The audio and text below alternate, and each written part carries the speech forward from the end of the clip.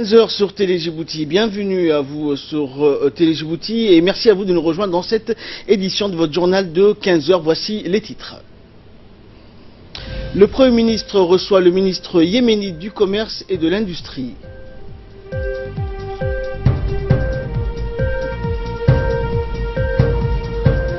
Et aux États-Unis, des incendies frappent encore une fois la Californie.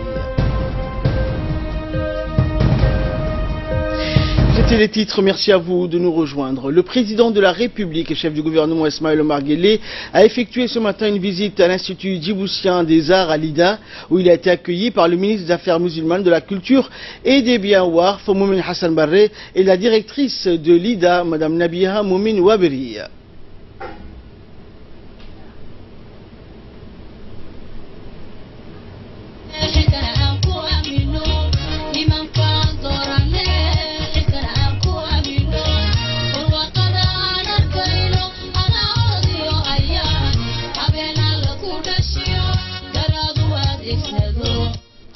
Des hauts cadres du département ministériel étaient également présents pour accueillir le chef de l'État. L'accueil a été donc chaleureux, marqué par des danses folkloriques et des prestations musicales.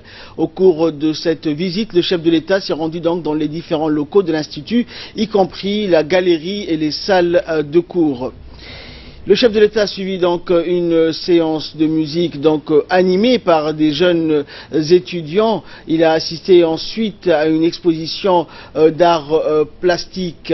Cette visite montre l'importance qu'accorde le président de la République à la formation et à l'éducation artistique qui joue un grand rôle dans l'épanouissement de nos jeunes et contribue aussi au développement de notre patrimoine culturel.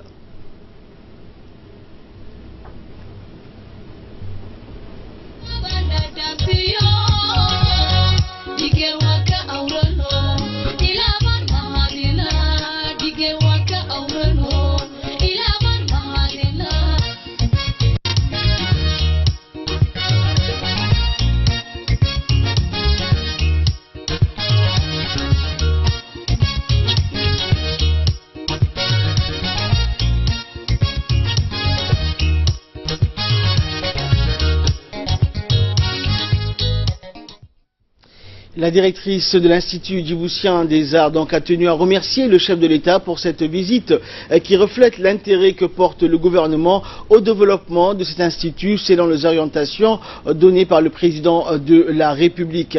Il est à rappeler également que l'IDA a été créée en 2004.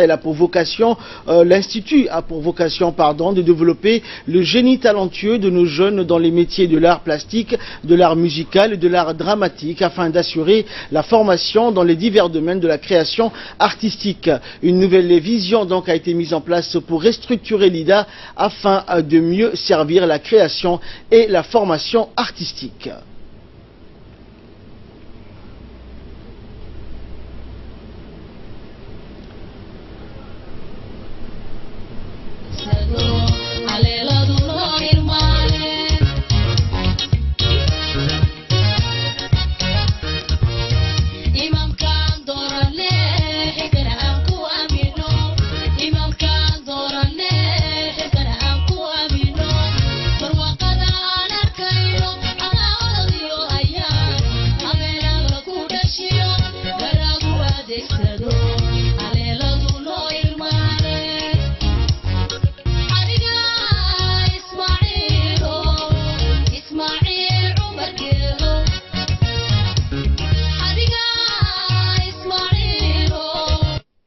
Également dans l'actualité, le Premier ministre Abdelkader Kamel Mohamed a reçu ce matin le ministre du Commerce et de l'Industrie yéménite Mohamed Abdelwahid Al-Moutaimi. L'entretien s'est déroulé en présence du secrétaire général de la primature et du conseiller du Premier ministre ainsi que de l'ambassadeur du Yémen accrédité à Djibouti. Au cours de l'entretien, le ministre yéménite a évoqué l'excellence des relations d'amitié et de coopération existant entre les deux pays. Il a remercié Djibouti pour l'aide humanitaire offerte aux réfugiés yéménites. Le ministre a fait une demande de facilitation des voyageurs yéménites et l'exportation du bétail vers le Yémen. Il a en outre plaidé pour le renforcement de la coopération entre les deux pays. Le Premier ministre a de son côté assuré son note du soutien permanent de Djibouti au Yémen. Il a rappelé que la République de Djibouti a été le premier pays à aider les réfugiés yéménites et à apporter son aide humanitaire avec la participation de sa population. Il a mis en exergue les liens d'amitié et de fraternité qui unissent les deux pays de longue date. Le Premier ministre a évoqué également la mise en place d'une commission bilatérale pour régler les difficultés qui peuvent apparaître au niveau des déplacements des personnes ou de la surveillance des eaux territoriales et zones maritimes, des problèmes auxquels sont confrontés les deux pays. Le Premier ministre a enfin exprimé ses vœux de voir un rapide règlement de la crise yéménite. Journée de l'enseignant à présent, le ministère de l'Éducation nationale et de la formation professionnelle mène depuis le 5 octobre dernier d'intenses activités de sensibilisation sur l'importance de l'école dans une société donnée et la reconnaissance du rôle de l'enseignant qui est mis à l'honneur. Une grande cérémonie clôturant cette semaine d'activités dédiée aux enseignants est prévue demain au Palais du Peuple. Cette cérémonie organisée par le MENFOP sera placée sous le haut patronage du chef de l'État. Nous savons tous combien donc est déterminant le rôle de l'enseignant qui contribue à former les hommes et femmes de demain. N'est-ce pas, Asma? Évidemment, si l'on reconnaît que la mission du professeur ou de l'enseignant est noble et valorisante, l'on ne mesure pas souvent, donc, ou l'on ne prend pas en considération combien ce métier est éreintant. Eh bien, il revient à l'enseignant de suivre l'évolution de l'élève, de comprendre ses difficultés, de détecter ses lacunes pour l'aider à avancer, prenant donc en considération, Ahmad, le nombre d'heures passées par un prof pour préparer un cours ou pour corriger des centaines de copies. Ce temps pris à l'enseignant n'est pas comptabilisé administrativement. L'enseignant est payé pour le temps passé en classe avec ses élèves, ce temps qui lui est donc pris et pour lequel il ne reçoit aucun supplément financier. Il le prend sur son temps libre et au détriment de sa vie privée. Cette fonction est difficile mais combien valorisante pour former des citoyens de demain ayant un minimum d'acquis et de connaissances, faisant des responsables se prenant en charge des hommes et femmes, aidant leurs proches avec un sens aigu de civisme envers leurs aînés et enfin utile à leur société. Ne dit pas tant d'ailleurs qu'une personne éduquée vaut mieux qu'une personne ignorante. L'éducation ouvre la voie au travail et à la participation à la vie communautaire. La journée mondiale des enseignants est une journée qui est célébrée à partir du 5 octobre et a pour but de mettre en valeur des enseignants dans le système éducatif. Cette journée de l'enseignant donc est célébrée depuis 1994 par l'UNESCO, l'Organisation des Nations Unies pour l'éducation, la culture et les sciences, qui est d'ailleurs à la recherche d'un nouveau directeur général en remplacement de la Bulgare Irina Bukova. L'on veut à travers cette journée se pencher sur les conditions de travail du personnel enseignant, qu'il s'agisse de l'enseignement primaire ou supérieur. Tous les acteurs Ahmad de l'éducation sont mis à l'honneur. Cette année, la journée de l'enseignant a été placée sous le thème « Enseigner en liberté, autonomiser les enseignants ». L'on veut par là même parler des difficultés que beaucoup d'enseignants rencontrent dans leur vie professionnelle et de la nécessité de les impliquer ou leur permettre de participer à l'élaboration des programmes scolaires. Ils doivent choisir les méthodes didactiques et pédagogiques ou approches les mieux adaptées à transmettre le savoir et leurs connaissances. Cette journée à l'honneur des enseignants ou enseignantes permettra ainsi à certains d'entre eux d'être distingués. Donc ils seront distingués demain lors de la cérémonie qui se tiendra au Palais du Peuple avec le chef de l'État et les membres du gouvernement. Merci Asma, et avant de poursuivre cette édition, nous allons retrouver tout de suite l'appel à la prière de l'Asr. Nous nous retrouvons juste après. Allahu Akbar, Allahu Akbar, Allahu Akbar, Allahu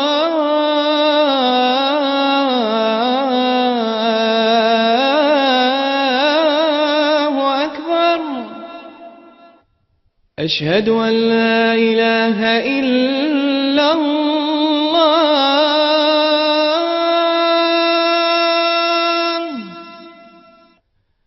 أشهد أن لا إله إلا الله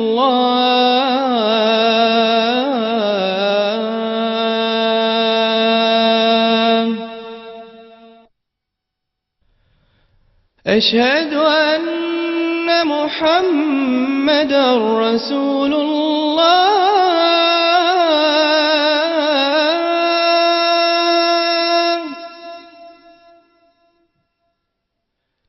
أشهد أن محمد رسول الله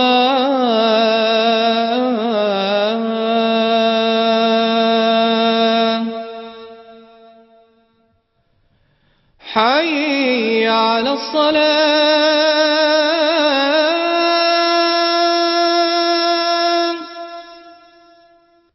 حي على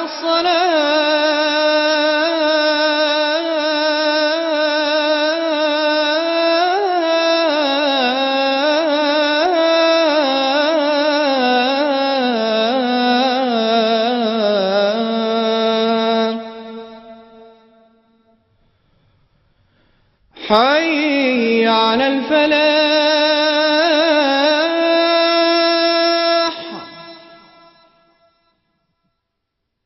حي على الفلاح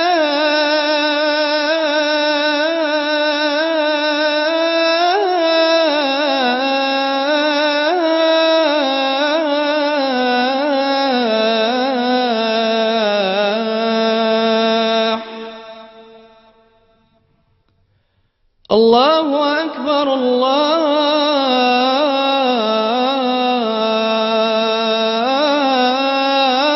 الله أكبر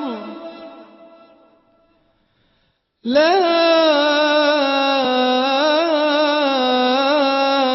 إله إلا الله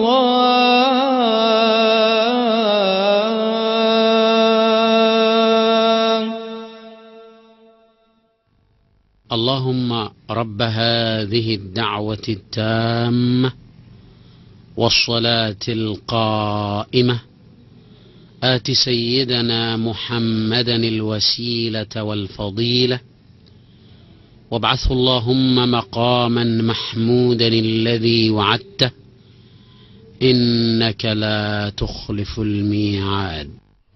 Voilà, donc c'était l'appel à la prière d'Al-As. Nous retrouvons la suite de notre édition. Et à l'instar donc des autres régions, Tadjoura a célébré hier la journée de l'enseignant en présence de toutes les autorités de la ville blanche, ainsi que les responsables du ministère de l'Éducation nationale dans la région. Le ministère de l'Éducation nationale a lancé donc une semaine d'activités pour saluer l'apport des enseignants dans une société donnée et à travers les générations qui se suivent et qui se succèdent. À cet effet, toute la communauté éducative de la région de Tadjoura s'est mobilisée donc dans l'enceinte du lycée technique pour célébrer dans la joie et la convivialité cette journée dédiée à ces hommes et femmes qui forment les citoyens et citoyennes du pays, les futures élites. À travers des chants, des danses traditionnelles et des sketchs témoignant de l'apport donc des enseignants sur tous les plans éducatifs et culturels, les élèves des différents établissements ont démontré tout leur talent. Ils ont ainsi exprimé leur gratitude envers les profs et maîtres d'école.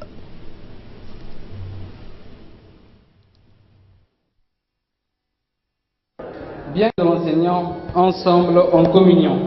J'espère que cette année scolaire 2017-2018 qui débute sera pour vous et vos élèves une année de réussite et de succès.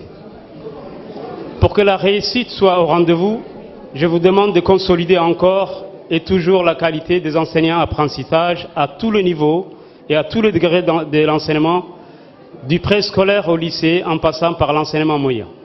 Je tiens à ce que tous les enfants de la République acquièrent des compétences en lecture, en écriture, en mathématiques, en sciences et en savoir agir. C'est une exigence incontournable. Et dans leurs discours respectifs, l'adjoint du préfet, Habib Jilani, le président du conseil régional, Omar Hussein, le conseil technique du ministre de l'Éducation nationale, Hassan Roblé, ont tour à tour appelé la noblesse du métier d'enseignant. Nous les écoutons. Pour l'année 2017-2018 est une école intelligente et un enseignement innovateur. Nul doute que les enseignants font un travail remarquable et travaillent d'arrache-pied pour la réussite de nos élèves. Que les enseignants est un noble métier que toute personne doit exercer dans de bonnes conditions. Les enseignants, des fois, travaillent dans des conditions difficiles pour transmettre les savoirs aux élèves. Tout d'abord, je voudrais féliciter sincèrement les professeurs qui, l'année écoulée, ont enseigné les élèves après notre rencontre au Sable Blanc et après nos différentes discussions, je crois qu'on avait mis quelques jalons et encore travaillé davantage avec eux pour que cette année, la réussite encore soit plus importante. Notre rôle, ça sera pour que cette année, Tadjoura soit encore meilleure que les autres régions, pourquoi pas de Djibouti aussi. On ne va pas égaler, c'est un espoir. Santé à présent, prochaine construction d'un nouvel hôpital mère et enfant. Le ministre de la Santé, Dr Djamar El-Meoukiye, et le coordinateur de l'agence turque de coopération, la TICA, Mohamed Dogan, ont procédé à la signature d'un protocole d'accord pour la construction d'un nouvel hôpital spécialisé dans la prise en charge des maladies de la mère et de l'enfant.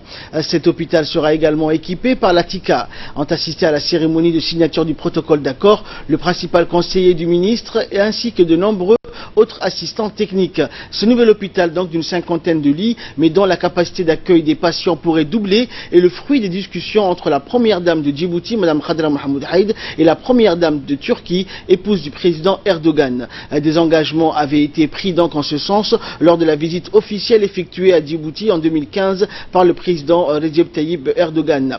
Le coordinateur donc de l'agence turque de coopération, Mohamed Dogan, a rappelé que son institution est disposée à soutenir davantage les efforts du gouvernement djiboutien pour améliorer le système de santé du pays. Le ministre de la Santé a profité de cette occasion pour remercier la Turquie et saluer l'engagement de l'agence turque de coopération pour hâter la construction de cet hôpital. Le protocole d'accord intervient également à la suite de la visite du travail du ministre de la Santé en Turquie en mars 2017 pour finaliser les détails de cet important projet au profit du bien-être, de la santé de la mère et de l'enfant. Et dans son intervention, le ministre de la Santé s'est déclaré satisfait donc du partenariat existant entre la République de Djibouti et la République donc de Turquie, en particulier dans le domaine de la santé. Nous l'écoutons. Vous le savez, nous avons eu une réunion avec l'agence turque de développement, TICA, et nous avons signé avec eux la convention de commencement de travaux de l'hôpital que la Turquie a gracieusement donné à la République de Djibouti à l'intermédiaire de deux premières dames. La première dame de la République de Djibouti, Mme Khadra Mohamed Haïd, et la première dame de la Turquie avaient accordé, lors de leur visite en 2015, un don d'un hôpital de mères et enfants, et surtout enfants, d'une capacité de 50 lits avec une extension et jusqu'à 100 lits. Aujourd'hui, nous avons signé cet accord et le plus vite possible, cet hôpital verra le jour, les commencements des travaux vont commencer dans les 2 mois à venir. Donc, nous remercions le TICA et nous remercions le pays frère, la Turquie, sans lequel la vision éclairée et large de notre président n'aurait dû pas avoir peut-être cette amitié, mais grâce à la vision éclairée du président de la République, son Excellence M. Ismaël Omar Guelleh, et l'amitié dans laquelle il a créé avec tous les pays du monde, plus particulièrement les pays musulmans, ont fait en sorte que nous puissions avoir cette relation bilatérale et ces aides que nous trouvons chaque année. Aujourd'hui, il n'y a pas longtemps, c'était les médicaments que nous ont donnés. Bientôt, ils vont nous donner encore des ambulances. Et comme vous le voyez aujourd'hui, il y a eu la signature du contrat de commencement, la convention de commencement des travaux de l'hôpital. En nouvelle nationale, toujours, le ministère de la Femme et de la Famille, en collaboration avec l'UNFD et l'appui technique de l'ADDS, a organisé un atelier destiné donc à maîtriser les techniques permettant de recenser et d'identifier des besoins des associations. Co-présidé par la secrétaire générale du ministère de la Femme, Yasmine Salem, cet atelier a vu la participation de la secrétaire générale du département en charge des affaires sociales, du secrétaire général du ministère délégué à la décentralisation, ainsi que de la coordinatrice des projets de l'UNFD. Ont été conviés donc à cet atelier les représentants des différentes associations de Djibouti-Ville. L'objectif de ce recensement est l'identification des besoins des associations et de diagnostiquer l'état actuel des associations et de leurs activités. Par la Banque africaine de développement, il s'agit d'un projet intégré multisectoriel, c'est-à-dire touchant plusieurs aspects. Il comporte plusieurs composantes. Il prévoit des infrastructures du renforcement des capacités, accorde une place importante au genre, aux femmes, vise à la réduction du chômage. Notre objectif est ambitieux. À travers ce projet, nous comptons améliorer les conditions de vie de la population des régions tout en promouvant l'inclusion et le genre. Les associations sont un pilier de la société djiboutienne. Les associations féminines en particulier jouent un rôle fondamental dans notre pays. Elles sont souvent très actives, fonctionnent bien et portent des actions concrètes. Le rôle des associations de la société civile est d'accompagner le gouvernement et les partenaires au développement dans la réalisation des processus du développement national. L'Union nationale des femmes djiboutiennes étant l'une des premières ONG nationales, car elle a vu sa création donc 2 mois avant notre indépendance, contribue fortement au renforcement des capacités de la société civile. Et dans le cadre de la coopération militaire entre la République de Djibouti et les États-Unis d'Amérique, le chef d'état-major des forces armées, le général de corps d'armée, Zakaria Cheikh Ibrahim, a reçu ce matin à l'hôtel des officiers des armées le général Thomas Waldhauser, commandant du centre d'opération militaire américaine en Afrique, connu sous l'acronyme AFRICOM. Le général Thomas Waldhauser était notamment accompagné d'une délégation composée du commandant du camp Lémonier, le brigadier Alexandre Hamilton, et de l'attaché de défense de l'ambassade.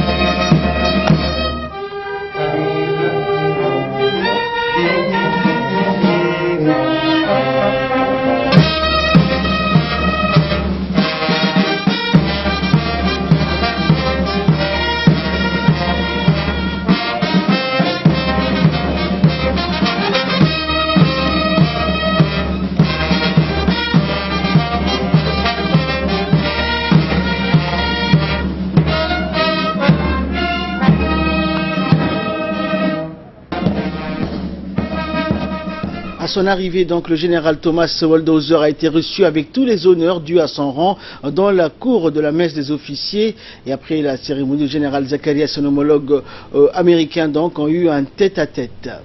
Cet entretien donc a porté sur les excellentes relations et la coopération militaire existant entre les deux pays.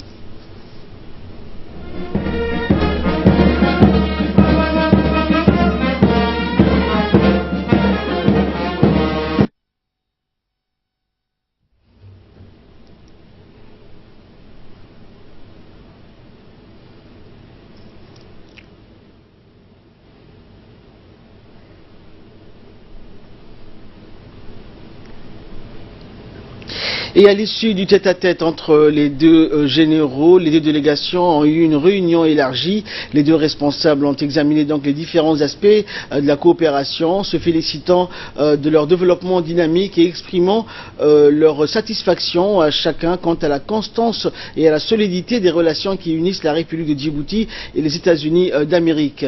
Ils ont donc à cette occasion passé en revue les domaines d'intérêt commun et les moyens de promouvoir l'interopérabilité entre les forces armées des deux pays par l'échange d'expériences et d'expertise, tout en affirmant leur volonté de mettre en application des accords paraphés dans le cadre de cette coopération. Chargé d'affaires de l'ambassade Amérique-Djibouti. Monsieur le général de brigade Dafid du Pournaise, commandant du camp Lémonier.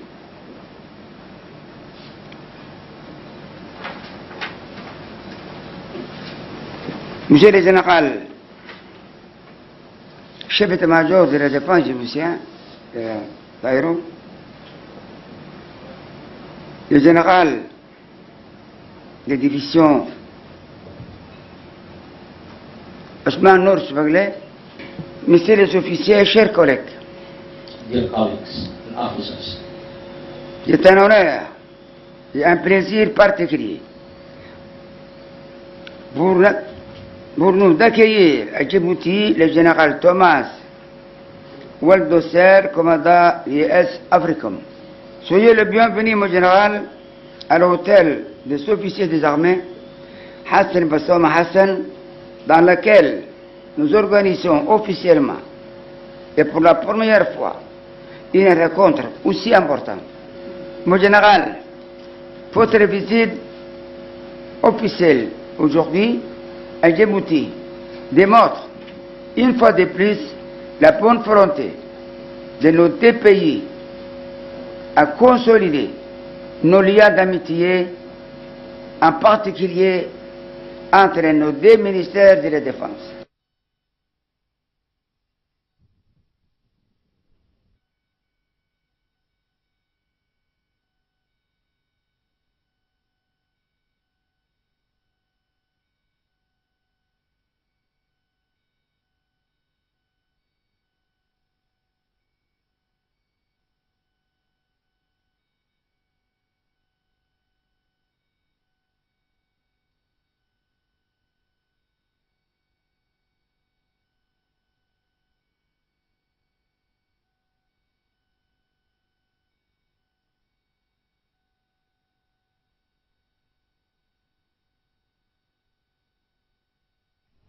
Et enfin, pour clore l'actualité nationale, l'association djiboutienne d'évaluation, l'ADE, a clôturé donc hier l'atelier d'étude des lieux de dispositifs d'évaluation au Palais du Peuple. Cet atelier est organisé en partenariat avec le commissariat au plan chargé des statistiques et l'association québécoise de l'évaluation. La présente étude sur les lieux de dispositifs d'évaluation du ministère de l'Agriculture et du ministère de l'Éducation s'inscrit dans la feuille de route de l'ADE.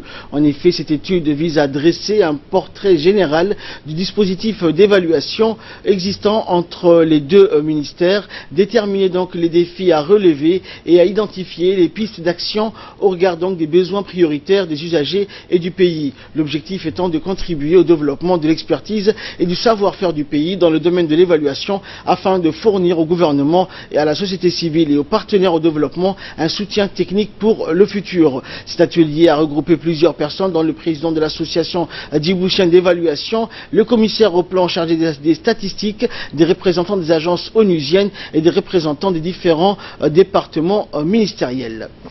Et de là, nous passons donc à l'actualité internationale avec Ali Abdillahi. Bonjour Ali. Donc nous allons nous rendre dans un premier temps aux États-Unis, notamment en Californie, où Donald Trump a déclaré donc l'état de catastrophe naturelle en proie à des incendies meurtriers dans cette région. Le président donc américain Donald Trump a déclaré, vous l'avez dit, l'état de catastrophe naturelle en Californie en proie à des incendies qui ont déjà fait plus de 15 morts. Le président américain a ordonné que l'aide fédérale vienne assister les secours locaux dans les zones affectées par des feux de forêt qui ont commencé, Ahmad, je vous le rappelle, le 8 octobre et se sont donc en cours jusqu'à aujourd'hui. Les incendies qui font rage dans la région viticole du nord de la Californie ont fait 17 morts au total et 155 disparus selon le dernier bilan communiqué hier par les pompiers. 1500 logements ont été détruits par les 17 foyers majeurs dénombrés, attisés par des vents violents et un air sec. Ils ont parcouru 115 000 hectares. L'état d'urgence a été décrété dans 7 comtés, dont ceux de Sonoma et Napa. 11 des 17 décès sont survenus dans le premier et les 155 disparus sont tous les habitants de ces secteurs. C'est ce qu'a annoncé donc le shérif local. La baisse des températures, des vents moins violents et les brumes côtières ont permis aujourd'hui aux pompiers de lutter plus efficacement contre donc ces flammes ces dernières heures, mais de nombreuses habitations et exploitations vinicoles restent menacées. On le souligne que le sud de la Californie est également aujourd'hui touché. Un incendie a parcouru plus de 3000 hectares. 14 bâtiments ont été réduits en cendres, 22 sont endommagés et 5000 habitants ont dû être évacués. Et enfin, en Catalogne, l'indépendance donc a été suspendue. Bien, donc cette déclaration d'indépendance, oui, mais immédiatement suspendue. Plus de peur que de mal. Finalement, après le discours très attendu et très redouté du dirigeant catalan Carles, qui s'est adressé au Parlement régional hier soir avec plus d'1 heure de retard, signe des pressions intenses dont il a fait l'objet jusqu'à la dernière minute. Devant un hémicycle à majorité indépendantiste, il a prononcé la phrase fatidique, je cite, « Nous sommes arrivés à un moment historique et en tant que président de la Generalitat, suite au résultat du référendum que je vous ai présenté et devant nos citoyens, j'assume le mandat du peuple qui consiste à faire de la Catalogne un État indépendant sous la forme d'une république ». Fin de citation. Cette déclaration d'indépendance dont il a aussitôt demandé la suspension temporaire le temps d'un dialogue, c'est donc le fameux plan B qu'a choisi le président de la Catalogne 9 jours après le référendum illégal qui avait abouti à une victoire du oui. Ce qu'a proclamé Carles Puigdemont, c'est une indépendance différée qui ne prendra effet qu'une fois une solution négociée trouvée avec Madrid si le dialogue arrive à terme. Eh bien, le dirigeant Ahmed Catalan en a de nouveau appelé à une médiation européenne.